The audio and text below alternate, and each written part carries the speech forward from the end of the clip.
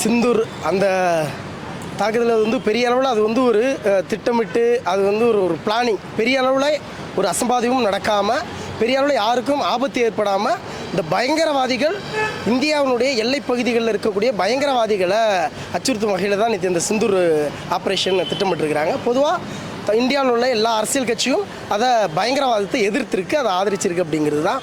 பொதுவாக போர் என்பது வந்து இந்த காலகட்டத்தில் ஒவ்வொரு தேர்தலுக்கும் ஒவ்வொரு இடங்களில் போரை நடத்தி அதன் மூலியமாக அரசியல் தான் இன்றைக்கி நடந்துக்கிட்டு இருக்குது இந்தியாவில்.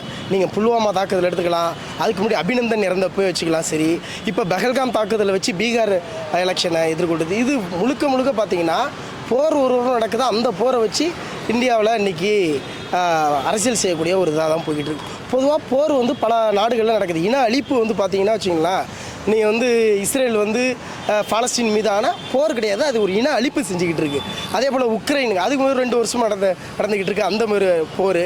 இது உலக நாடு முழுக்கும் ஒவ்வொரு நாடுகளில் உள்நாட்டு போர் 2 வருஷம் நடக்குது.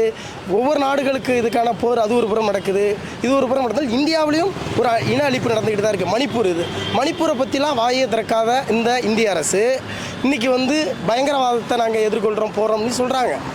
இன்றைக்கி அதன் மூலியமாக நீங்கள் வந்து போரை நாங்கள் அதிகப்படுத்த போகிறோம் அப்படின்னு சொல்கிறாங்க.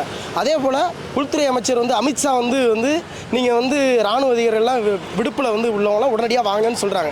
அப்போ எந்த ஒரு இராணுவ கட்டமைப்பும் எந்த ஒரு இராணுவ வசதியும் இல்லாமல் நீங்கள் வந்து போர் தொடுப்போம்னு சொல்லி அதிகாரமாக ரொம்ப அதிதீவிரமாலாம் அறிவிக்கிறது வந்து அது இன்னும் ஒரு தீவிரவாதத்தை ஊக்கு தான் வைக்குமே தவிர்த்து அது எந்த வகையிலையும் வந்து தீர்வு காணாது. நமக்கு வந்து போரை கைவிடணும், அமைதி தான், பேச்சுவார்த்தை தான் சரியான தீர்வுங்கிறது தான் சரியானது.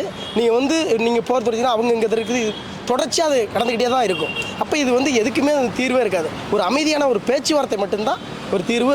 மாணவர்களாக என்ன சொன்னால் போர் எங்களுக்கு தேவையில்லை, அன்பும் அமைதி தான் வேணுங்கிறது தான் எங்களுடைய நிலைப்பாடு.